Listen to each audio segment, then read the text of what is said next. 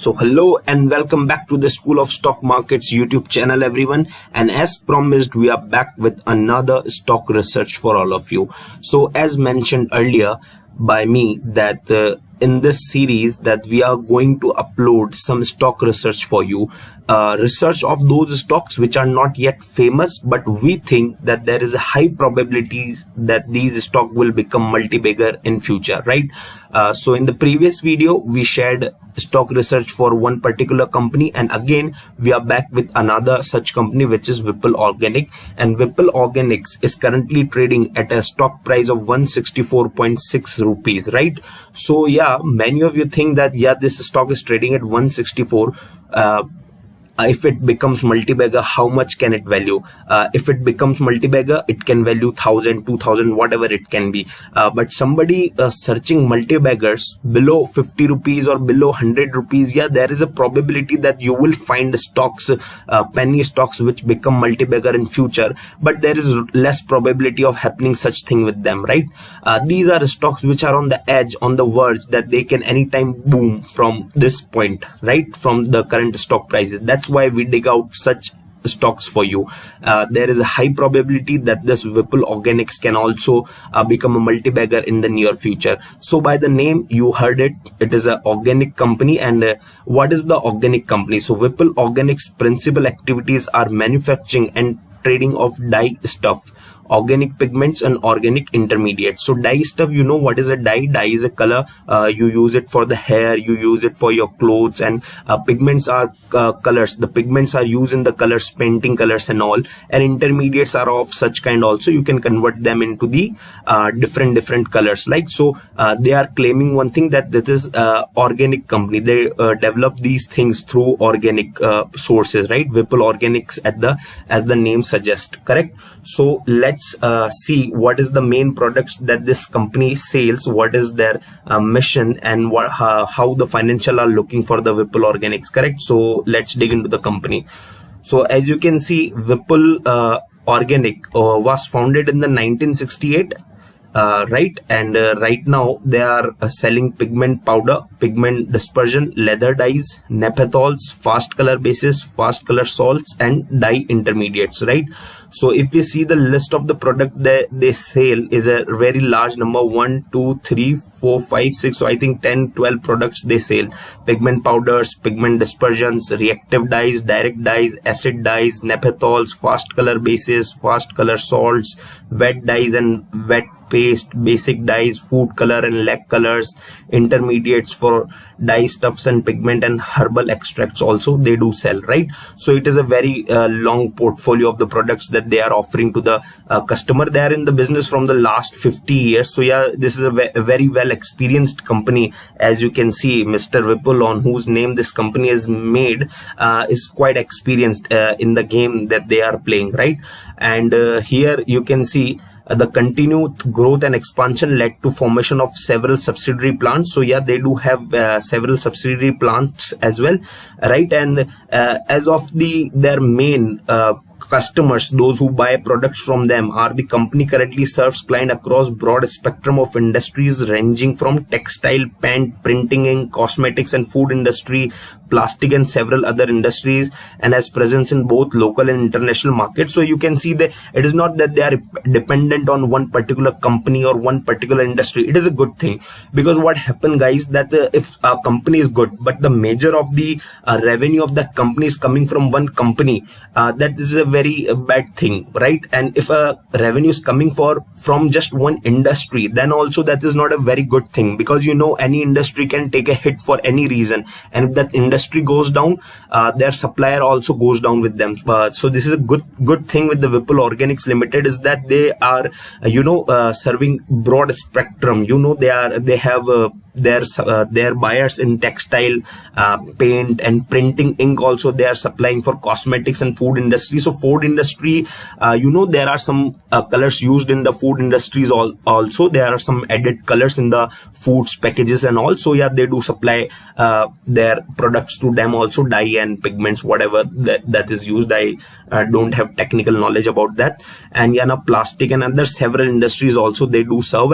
And one another good thing is that they are not not also dependent on any particular industry or country as well. You can see both local and international market they have presence in. So another good thing, that's why I particularly like this company. One of the reason, and the reason is in front of you, that different industries and different countries, different economies. So right, they have a good customer range, right? Very wide customer range. So it is a good thing. Their business is in a good space if they are doing such things, right? So yeah, this happens when you become experienced in the market. They are here from the last 50 years in the market. So definitely that's one of the reason. The experience that you gain with the time helps you to expand in the different industries and in different countries as well. So it is a good thing, right? So now let's move towards the financials. We have talked about the products they sell, why this company in particular I liked, and I have shared that also with you. Now let's see what financials have to say about the Vipul industry, right? Vipul Organics Limited. So here is the balance sheet for the Vipul, and you can see this is the result for the 20 and 2021. So as I am preparing the video right now, the 21-22 results are not available. I have checked on the most reliable source, which is their website, and it is not available on their website. So we will use the data of the March 20 and March 21. March 22 is not available as of now, correct? So here you can see a little bit decrease in their property, plant and equipment. So yeah, they might have done it for some reasons. We will see it in the note number 4. You can see they have mentioned it. On the note number 4, they have mentioned what changes has happened in the property, plant, equipment. We'll see that later. You can see here increase in the trade receivable. A major increase in the current assets is in the trade receivable, right? Trade receivables has increased. These are their receivables, debtors, correct? So this particular thing has increased. Their inventory has also increased, right? And nothing major here apart from that. And you can see other equity share capital has increased, and so their overall equity has also increased, correct? And their financial liability, you can see the long-term borrowings is increased, right? They have lease liability also shown in their business for the year ending March 21. There was no lease liability in year ending March 20. Right, so their long-term borrowings and lease has increased, their equity has increased, their assets has gone down, but they have increased in the trade receivables, means they did more sale than the previous year. That's the only reason that trade receivables are increasing, as I see. So here we come in the revenue from the operation. So you can see these figures are in the thousands, right? So we have to put 000 behind them. So it makes it 92 crores and 96 lakh 94,000, right? This figure is 92 crore, 96 lakh and 94,000. And here you can see it has increased, right? This particular figure is increased, and the revenue from operation is increased, correct? You can see it is now 11,95,331. You can put zeros behind it if I'm missing it, if I'm spelling it wrong, so you can do it by yourself also. So here you can see revenue from operation has increased. So the effect we have seen, it's on the profit for the year. So profit for the year has also increased with quite good amount, right? You can see here quite good amount. It was 23,132,000, and for the year ending March 21 it was 27,049,000, right? So it has increased, quite good increase we have seen here.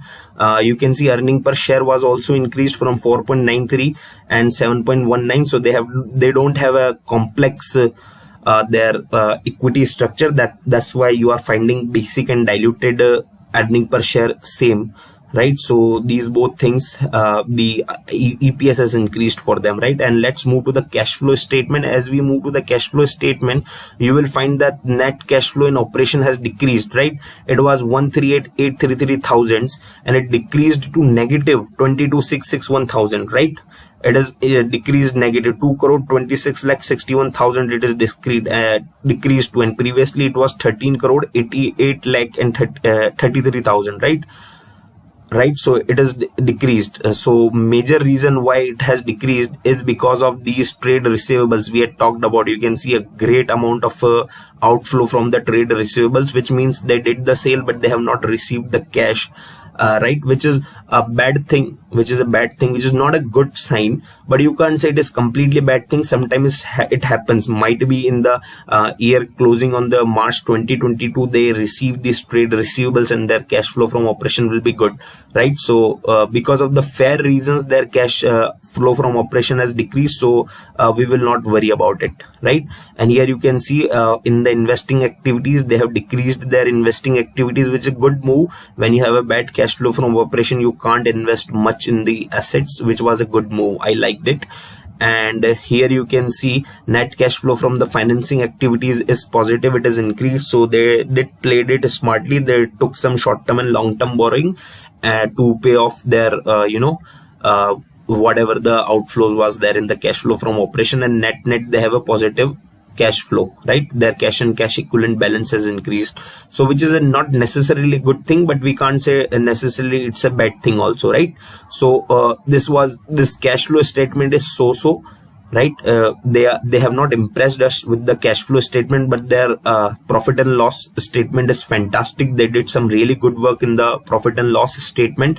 Balance sheet was also okayish, right? It is not par good, but their standalone statement of profit and loss was impressive, right? And which is good, right? So we did find a good thing in the financial statements. Now let's move to the our trademark, some bullet points that we take out for all of you, which are really important. So sector industry that Vipul Organic is working is chemical. Their market capital is 249.9 crore and now their enterprise value is 269.73 crore. Now what is enterprise value? It is market capital of the company's equity plus debt less cash and cash equivalent. So their enterprise value is currently more than their current market cap, so which is a good thing. They have a good enterprise value. And another really good thing, really impressive thing is here, promoters holding, which is at 66.22%, means promoters are holding this stock. Why a promoter hold a stock? When they really they really feel that this company is going to do some great in the future. That's the only reason promoter hold and increase their shareholding in the company. Otherwise, if promoter are the one who get the inside news about the company, so if they feel that something is wrong is going with the company, the business is not going, they will be the first one to sell out their stock.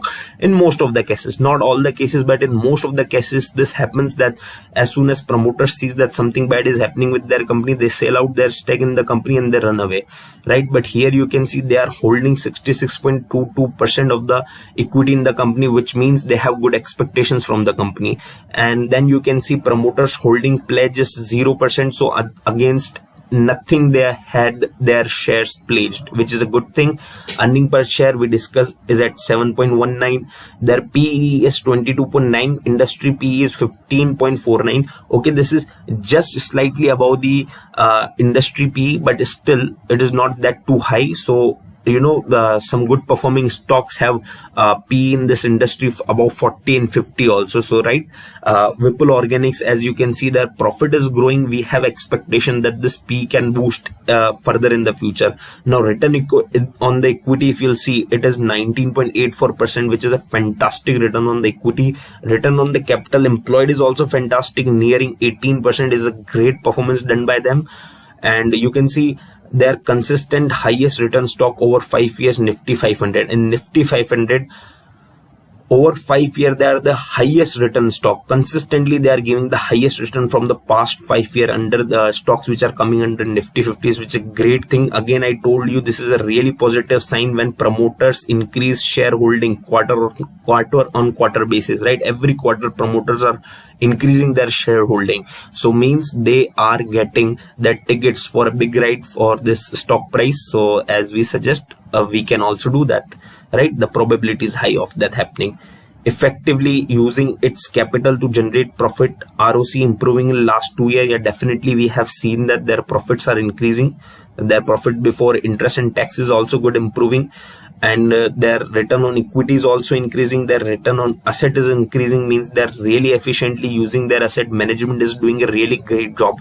Return on asset is something which directly reflects how management has performed, right? Return on equity and return on capital employed are also good indicator, but return on assets shows how effectively management is using their asset, because return on equity and return on capital employed can be increased from different sources, but if return on asset is increasing, means they are using a really good asset really goodly, they are using assets really goodly, right? And annual net profit improving in last 2 years, we have seen that company with zero promoter pledge, and this is a high momentum stock. So these are the reasons that we think that this stock in future can become a multi-bagger. There is a high probability. This is the research from our side. You can dig further into the company from your side also before deciding that whether you want to invest or not. So this is it for today, guys. We will be back with another video soon enough, so stay tuned on the channel. Do like this video, subscribe the channel, and do not forget to share the video, which is very important. Do support us so we can keep bringing these stock researches to you all. So okay guys, see you soon.